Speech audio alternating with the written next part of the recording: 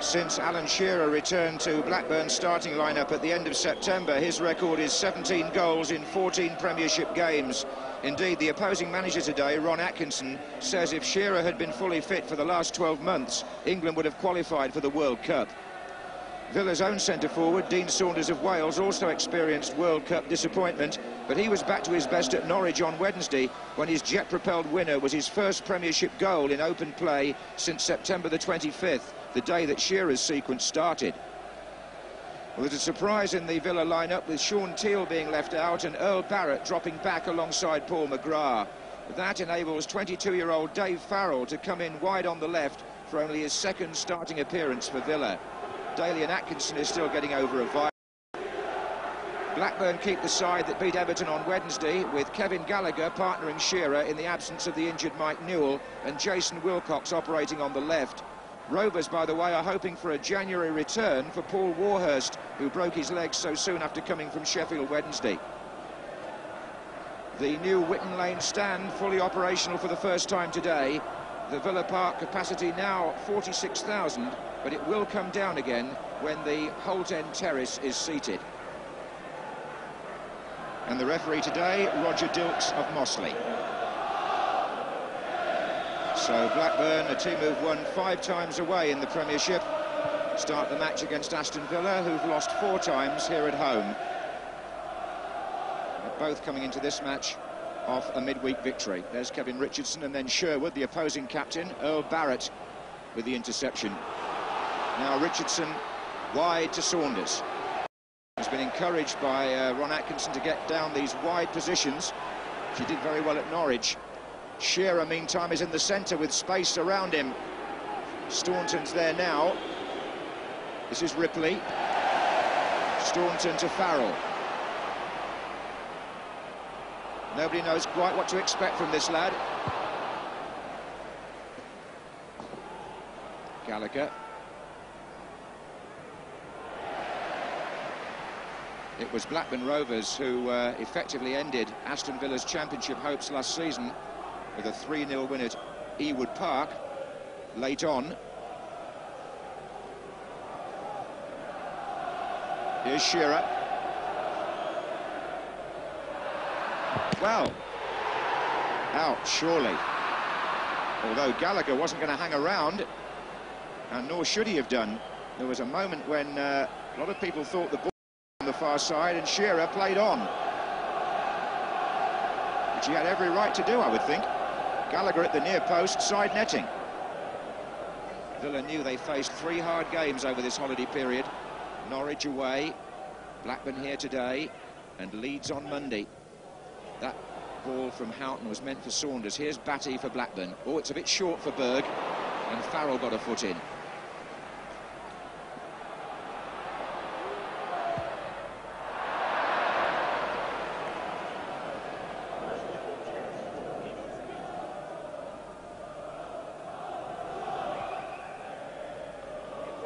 Here's Richardson. Townsend made a good run. It's come back to the Villa captain. Square is Cox. In by Houghton. Andy Townsend has a habit of popping up in those positions, timing the run from midfield.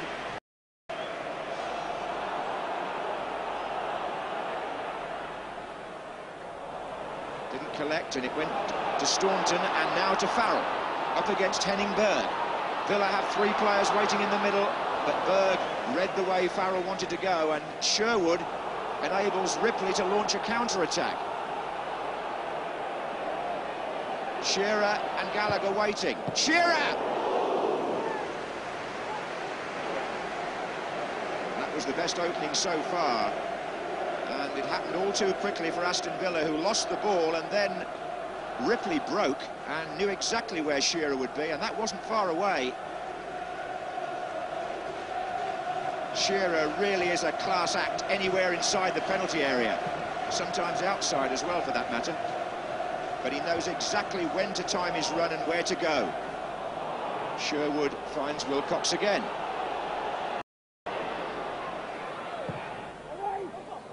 Oh, Shearer! Well, I think he was pretty surprised to see that come all the way, because both McGrath and Barrett swung at it and missed. It's the happiest moment for the two central defenders. Watch this as the cross comes in. One misses it, they both miss it, and it's really full marks to Staunton for covering on Shearer. Well, it's a big field, but it's like playing in a matchbox at the moment, because there just isn't any space for either side to develop their attacks. Graeme Le Saux to take a free kick, which should open things up a little bit for Blackburn. Shearer on the far side. That's where it's going. That's his header. Gallacher.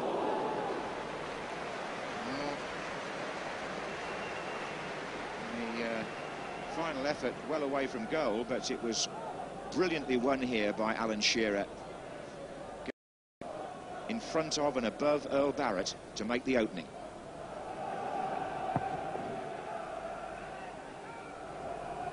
Good header by Townsend, then Whittingham, now Saunders, and now Farrell.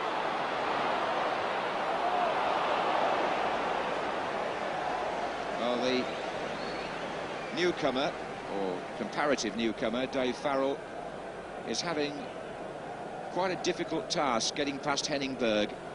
And I'm sure that was a bit of encouragement there for the youngster from Staunton, because Saunders put him in possession here, but once again the Norwegian knew exactly what Farrell was trying to do and blocked his path. That's been the pattern in this first half. Oh, it was Houghton with the back pass, which forces Bosnich to kick.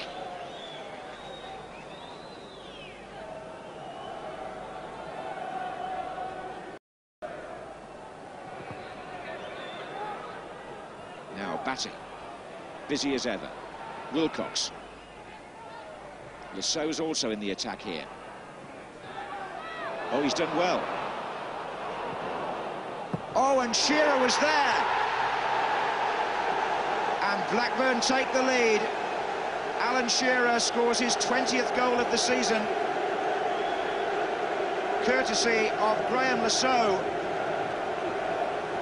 Well, it needed a man to come from deep to really create something in this game, and that's what Le Saux did. He got away from Cox, fired it back, and look at that finish, so precise from Shearer, who has now scored 18 goals in the last 15 Premiership games since he came back into the starting lineup. It's a hot streak, to say the least, and it's given Blackburn the edge here. Ripley. Oh, they've got players over here, Blackburn. Wilcox didn't make the most. Oh, look at that header from Barrett. Villa are rattled. Twice there, they almost put the second goal on a plate. And Kenny Dalglish's side have earned their lead.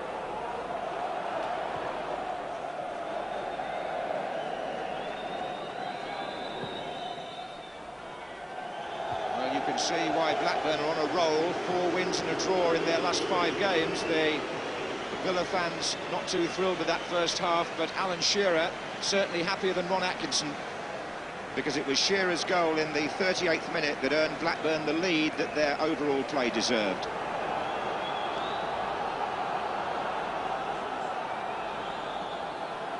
Whatever the prophets of doom may say about the standard of English football, and a lot's been said recently, more and more to watch it. We've had huge crowds over the holiday period, and Aston Villa report their best of the season today. 40,744. And they start the second half on the attack, with most of those inside the ground hoping for an equaliser.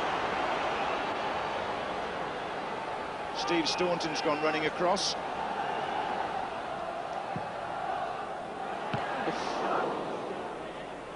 Houghton. And talking of landmarks, the Villa chairman Doug Ellis celebrates his 70th birthday on Monday. I suspect he might swap a year or two for a goal just at present.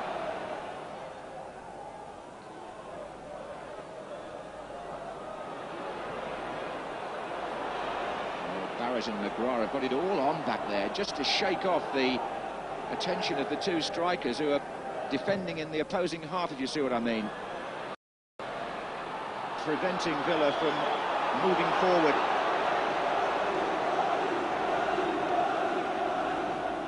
Blackburn fans chanting the name of the manager, a name that was once chanted by the Liverpool supporters over and over again.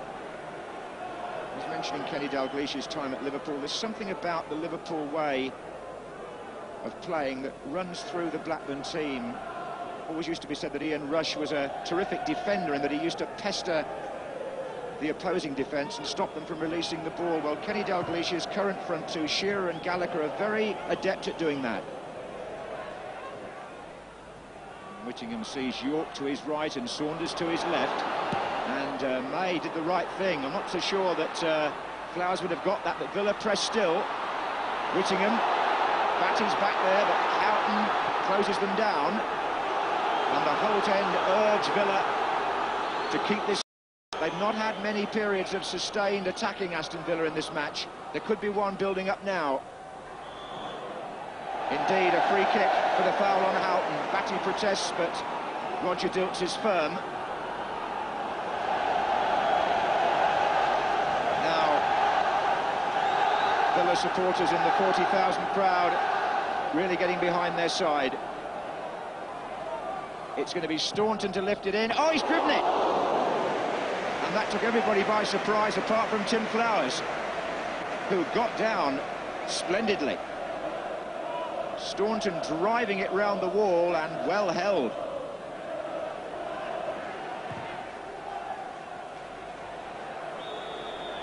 Offside flags up.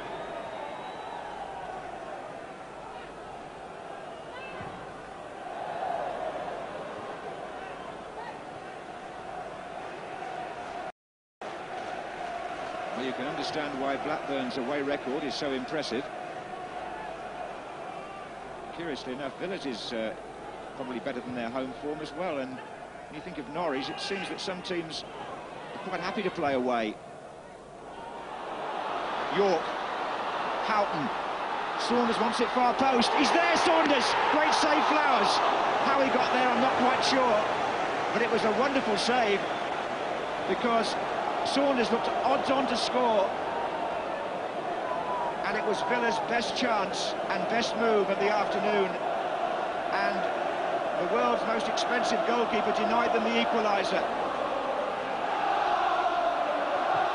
From the other angle, Tim Flowers has got back a long way across his line. Saunders hasn't got that much to aim at, but Flowers, falling backwards, does well to keep the ball out, even though he falls into the net. It wasn't to be Saunders, not then. Oh, it's a good ball. Hendry to Wilcox. Gallacher and Shearer in the middle.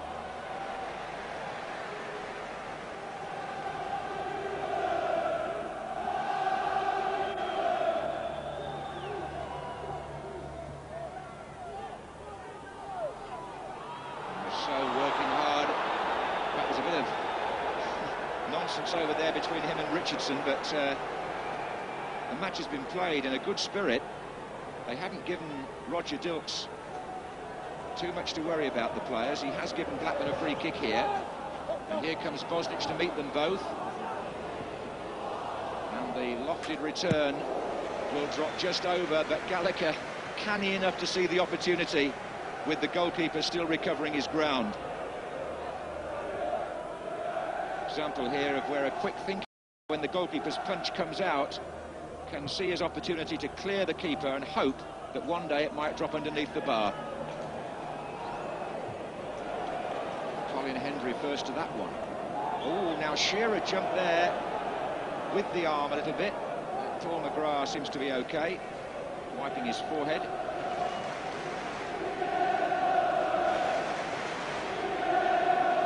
Teal.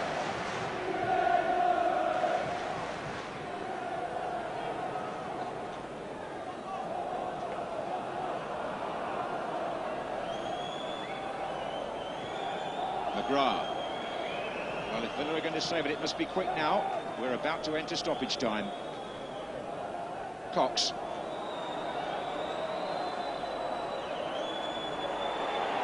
Oh, Dwight York. And Townsend.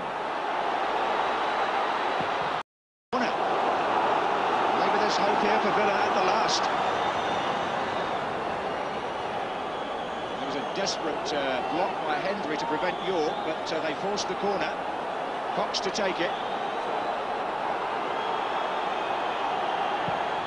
It's a low one, and Richardson's there, but it comes all the way back to Sean Teal. And the referee blows, and Blackburn take the 3 points, their 6th away win, Villa's 5th home defeat. And Alan Shearer, well, I started by saying that Ron Atkinson had paid him a huge compliment this morning, and the valuation of the England centre-forward, both by Atkinson and Dilkes, is vindicated here. He scored the only goal, and Blackburn's overall performance well worthy of the victory. People say that Manchester United are going to be impossible to displace at the top. I would venture to say that Blackburn Rovers will take some shifting from second place, the way they play today. Alan, you keep rewriting the goal-scoring figures. I mean, I'll just give you one. 18 in your last 15 Premiership games. This is some hot streak you're in. It's going very well for me, not only for me, but for Blackburn Rovers as well. As I've said before, and I'll say it again, it's a credit to the rest of the lads and to Blackburn Rovers for the chances they create for Alan Shearer. Everybody's talking about Shearer. He's averaging more than a goal a game since he came back. How good is he? Well, as I showed again today, there's more to his game than goal scoring. If he hadn't scored today, it'd have still been terrific. He's got to be one of the best. Long may it continue, goals going in. Now, what about this championship race? You have actually managed to cut the gap. It's still a large one, but is it still open? Can Manchester United still be caught, possibly by Blackburn? Well, I mean, the old saying is there's a long way to go yet. I think it's 12 points now, yes, with the game in hand. So you mentioned the game in hand. Yeah. It could come down to 9. Yeah, we can maybe single figures. Man United are not uncatchable. There's a lot of people saying that Man United have won the league, including 1 or 2 people on television this morning. But there you go, that's their opinion. All we can do is concentrate on Blackburn Rovers' form into the moment. That's very good. Blackburn starting to click. Why do you think that is at the moment, Trevor? Well, they're full of confidence, and more than anything, what struck me today, I mean, was their positive approach. I mean, any side that's chasing Manchester United at the moment realise they've got to go for 3 points, and it was very evident right from the kick-off. That was what was in sort of Blackburn's mind, and I think no one more epitomised that than Graeme Le Saux, who you know, created the goal. But in the opening 5 minutes, he made 2 runs that you don't expect a full-back playing away from home. I mean, he used to be an attacking midfielder. Here he's surrounded by Aston Villa players, and in the end, he tries to bulldoze his way through Earl Barrett. And quite rightly, as he bounces up looking for a penalty, he doesn't get it. But that approach was Blackburn from the off. Kenny's obviously installed that. Here he picks it up deep in his half and sets off again on another long run. And you know, quite often fullbacks at this stage, as he checks inside, Paul McGrath would have passed it on to somebody else. Right, you get on with it. But no, he wants to go on. He toe-ends it past McGrath, and again it's Earl Barrett who comes across and makes a very important interception. But those 2 forward runs were in the first 6 or 7 minutes. But you know, I think Villa didn't quite realise he was going to continue that. Here he is, in a winger's position, isn't it? Sort of 5 minutes before half-time, surrounded by 2 players, nutmeg with Wilcox, and then as he just tries to get in the second tackles, got that awareness to pull it back, and Shearer, you know, typically finds that couple of yards of space and tucks a vital goal. But I thought they thoroughly deserved a win. Very impressive, and probably playing now as well as at any time under Kenny's reign, I would think. That was a great goal for Blackburn. But David Batty is also playing so well. That's been an important signing. Was the tenacity which he supplies, was that something you think Blackburn might have been lacking? Well, I think so. I mean, they bought Warhurst, and they were a bit unlucky when he got injured. He was playing in a midfield role, but I mean, now, certainly, I mean, he's winning tackles, which we always knew that he did at Leeds, but now his partnership, I think, with Tim Sherwood is developing all the time. I mean, Batty would be more the holding midfielder that he used to be at Leeds, but his use of the ball is excellent, and here you see as the ball's not back to him, it's Sherwood running from midfield, you know, getting into those little channels, all right, he's pulling out Earl Barrett there, and more than anything, what the 2 central midfielders are doing, they're looking for their wide people. Ripley on this occasion, but you know, I mean, they weren't against any slouches in the central midfield of Villa. I mean, Richardson certainly and Townsend, very experienced players, but here Sherwood just beats Townsend to the ball. As Richardson comes in, he releases it to Batty, and you know, they win possession, they get it, and they feed the wide people. Wilcox on this occasion, Ripley the other side, and that gives the service then to Shearer in the middle, and again, you know, Sherwood, instead of just hooking it forward, chests it down, lays it off to Batty. He picks it up again, he looks around to see if there's anything on down the centre. If not, he doesn't want to concede possession, so again he says to Stuart Ripley, over to you, take on the fullback. And that was the sort of, I think, the story of all afternoon. And those two in particular commanding a lot of possession for Blackburn. Blackburn impressive, thanks Trevor.